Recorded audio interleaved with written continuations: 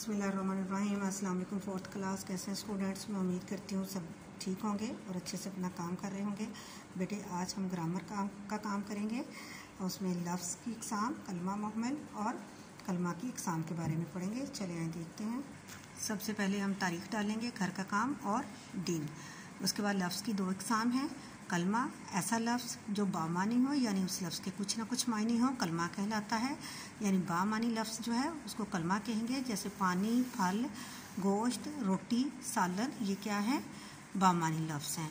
मुहम्मिल ऐसा लफ्ज़ जो बेमायनी हो, यानी उसका कोई मायने ना हो, मुहम्मिल कहलाता है। जैसे पानी बामानी है, वानी आगे क्या है? बेमायनी है, ये मुहम्मिल है। फल के साथ शल लगा दें तो शल बेमायनी है। चाय के साथ वाई लगाएंगे तो वाई बेमायनी होगा।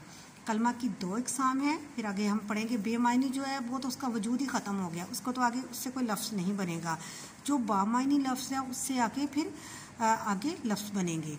ठीक है। कलमा की दो इक़साम है, तीन इक़साम है। इसम, फ़ेल, हर्फ। इसम वो कलमा जो किसी शख्स, जगह या चीज़ के लिए बोला जाए इसम कहलाता है।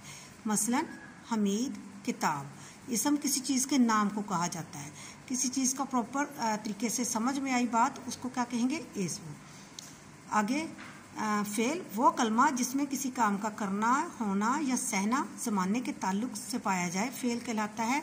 मसलन पढ़ता है, लिखता है, ये क्या है? फ़ेल है। हमीद पढ़ता है, लिखता है, क्या बना? ये एक जुमला बन गया। हमीद उसमें क्या आ गया? इसम आ गया। और पढ़ता है क्या आएगा? फ़ेल। हर्फ अकेला कोई मायने नहीं देता और जो इसको इसम को फ़ेल से मिलाने का काम करे हर्फ कहलाता है। मसलन का, के, की, ने, को, पर वगैरह। ठीक है।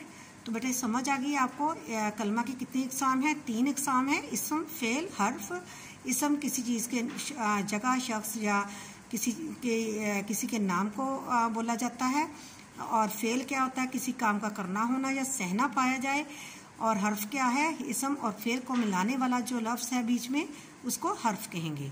ठीक है बेटे, मैं उम्मीद करती हूँ आपको समझ आ गई होगी और आपने इसको समझ के फिर आपने इसका काम करना है। ठीक है, कॉपी पे उतारना है। ओके, अल्लाह हाफिज़।